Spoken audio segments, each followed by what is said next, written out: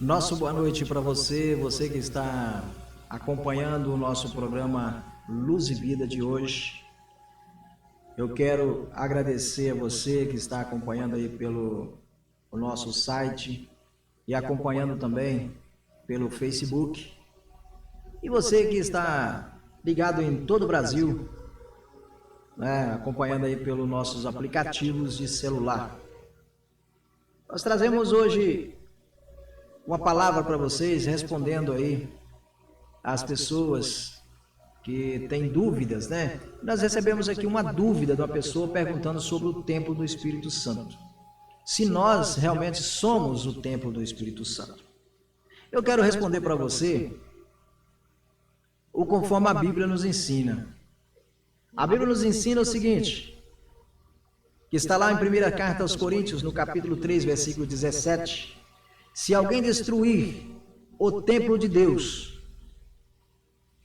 Deus o destruirá, porque o templo de Deus, que sois vós, é santo.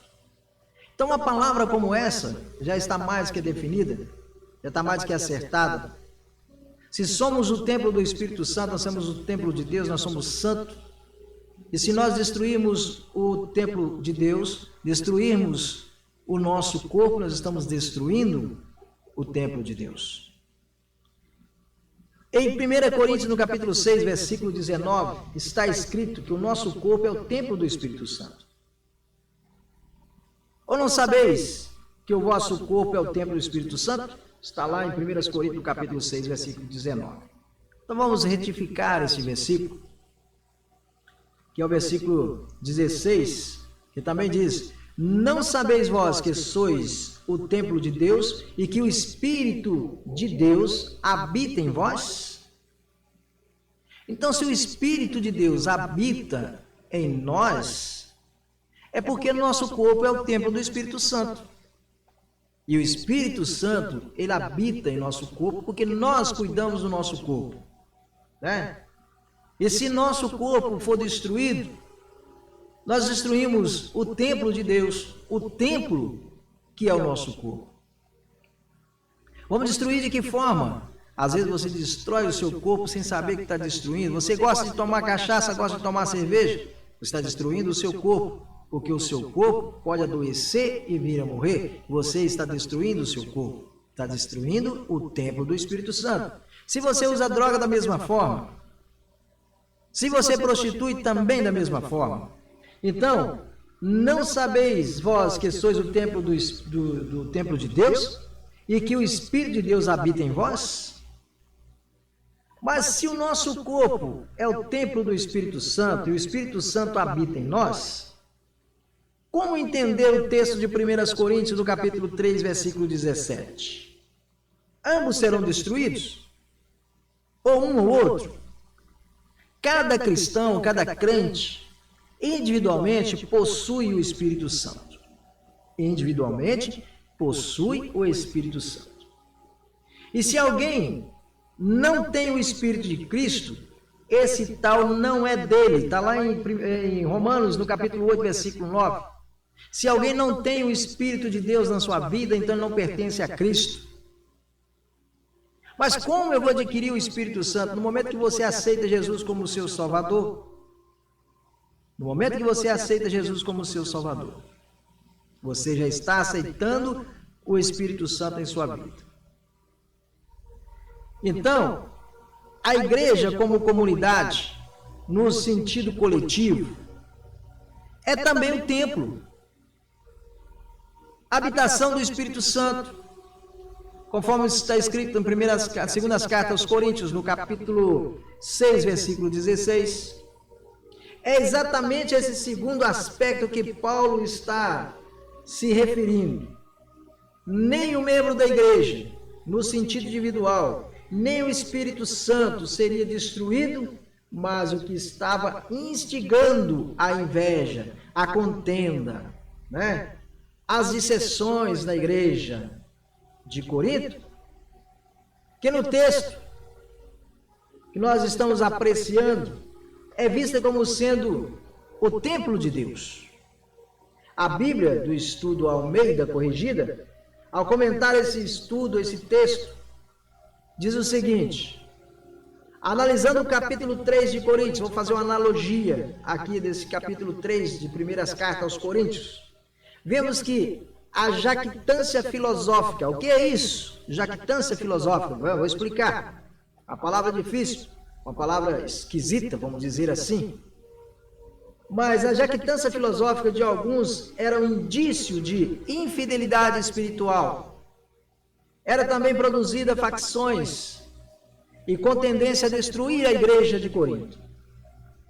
Visto que a comunidade de crentes é o santuário de Deus, conforme lá o versículo 16, os causadores de suas divisões, no versículo 3 e 4, a profanam e destroem, por isso serão destruídos como castigo de seus atos de sacrilégio. Está entendendo? Então, se a pessoa começar a fazer aquelas facções da igreja, aquelas divisões, aquelas contendas, aquelas fofocas dentro da igreja, é visto de que a pessoa será destruída. Então, o verbo destruir aqui usado no grego, que chama peiti rei, que pode significar destruir, arruinar, corromper, estragar, ou seja, os tais que estavam profanando o templo de Deus, a igreja de Corinto, não serão poupados da condenação na ocasião do juízo divino. Viu? Já visto isso aí. Então, se você vai entender muito bem o que é contenda, o que é profanar, o que é destruir, você vai entender que se o seu corpo é o templo do Espírito Santo, você tem que cuidar dele. Você tem que cuidar do seu corpo como cuida da sua casa. Se você gosta de tomar cachaça, você não vai tomar cachaça. Porque a cachaça vai destruir o seu corpo, e assim vai destruir o templo do Espírito Santo. Se você usar droga, da mesma forma. Se você prostituir, da mesma forma. É o templo do Espírito Santo. E Deus habita nesse templo porque é o seu corpo, é o habitar de Deus, através do Espírito Santo.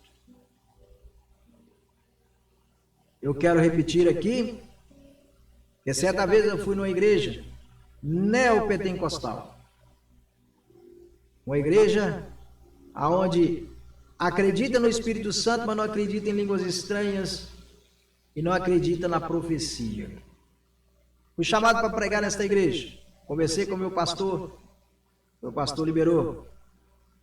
Disse, você vai sentir diferença, porque lá a igreja, ela não é pentecostal. Falei, mas eu vou lá, é para pregar. E o obreiro, quando é convidado para pregar, ele tem que ir para pregar, porque a palavra de Deus diz que ide por todo mundo e pregar o evangelho a toda criatura. Quem crer e for batizado será salvo, quem não crer será condenado. Então, se você recebeu o convite para pregar, seja a igreja que for, vai lá e pregue. Saí e fui lá pregar nesta igreja. Quando cheguei, a igreja estava cheia já, mas não tinha ninguém de joelho orando. Cheguei, dobrei meus joelhos e fui orar. E estou orando. E de repente o pastor chega, conversa com alguém lá de fora da igreja, conversa dentro da igreja, conversa com um, conversa com outro, e não vai para orar também não. De repente, chega lá o irmão que cuida do ministério de louvor. Agora criaram um tal de ministério de louvor. Agora não, muito, bastante tempo já, né? Criaram um tal de ministério de louvor. Aquele irmão pegou o microfone, começou a distribuir os microfones para quem ia cantar, e fizeram ali uma fila na frente do altar, e todo mundo cantando, balançando as mãos e tal, cantando daqui, cantando dali, ninguém orando. Começou o culto, então o pastor já entrou falando. Não pediu para ninguém orar, não. Só estou dizendo para você o que é uma igreja pentecostal, uma igreja não pentecostal, não é neopentecostal, não pentecostal, porque de neopentecostal também não tem nada. O pastor começou então contando as suas historinhas, falando do seu carro, falando da sua casa, falando dos colegas de trabalho e assim sucessivamente. O obreiro saiu de lá e veio até a mim e disse: o pastor chamando o senhor para ir tomar o seu assento lá na frente. Eu acompanhei aquele obreiro até lá na frente. Chegando lá, no meio dos outros obreiros, dobrei meu joelho e fui orar novamente, como é de costume da nossa igreja. Dobrei meu joelho e fui orar. Sentei e continuaram então os louvores, esperando alguém fazer uma oração e ninguém orava. Quando estava faltando uns 20 minutos para terminar o culto, o pastor disse: agora vamos ouvir o presbítero Laurindo que vai trazer a palavra. Então levantei, peguei o microfone e pedi à igreja para ficar de pé. Levantei a igreja em oração. Convoquei a igreja a orar. E disse para a igreja: hoje Deus vai fazer mudança na sua vida. O Espírito Santo vai fazer morada aqui hoje. E eu perguntei se alguém ali já tinha sentido o poder de Deus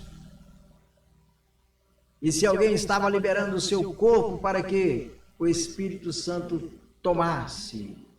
E quando o Espírito Santo desce sobre a pessoa, existe a diferença entre batismo no Espírito Santo e batismo com o Espírito Santo.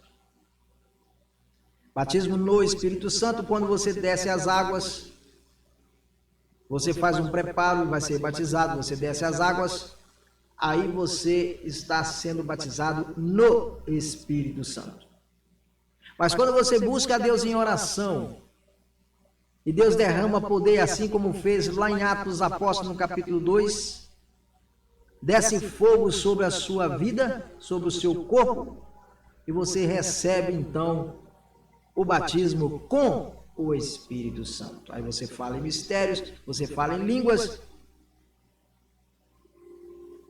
Esse é o batismo com o Espírito Santo. A diferença entre ter o Espírito Santo e ser batizado com o Espírito Santo. Quando a pessoa é batizada no Espírito Santo, o pastor ou o líder leva a pessoa até as águas, e ali, quando baixando as águas, eu lhe batizo em nome do Pai, em nome do Filho e em nome do Espírito Santo. Foi batizado no Espírito Santo. Mas quando a pessoa recebe o poder de Deus, ele é batizado com o Espírito Santo. Essa é a diferença. Mas então, pregando, e quando encerrando ali a mensagem, tornei a colocar a igreja de pé, pedi à igreja que se colocasse de pé novamente, para encerrar com a outra oração, que é também o costume nosso. E crianças de 8, 9 anos começaram a sapatear no poder de Deus. Começaram a falar em mistério, começaram a falar em línguas. Irmãs do ciclo de oração derramavam lágrimas. Foram 8 pessoas batizadas no Espírito Santo, com o Espírito Santo. 8 pessoas batizadas com o Espírito Santo. 8 pessoas falaram em mistérios. 8 pessoas falavam em línguas. O pastor olhou para mim, regalando os olhos, e disse que nunca tinha visto aquilo naquela igreja. Sabia que existia, mas naquela igreja nunca tinha acontecido. A minha vontade era de chegar para ele e falar: pastor, coloca a sua igreja para orar. Mas eu não podia fazer isso, porque eu era de outra igreja. Eu não podia falar isso com o pastor: coloca a sua igreja para orar. Então, o que eu quero finalizar para vocês aqui agora, para finalizar, é que ore, busque a presença de Deus. O seu corpo é o templo do Espírito Santo, mas para ele fazer morada, você tem que cuidar do seu corpo como cuida da sua casa.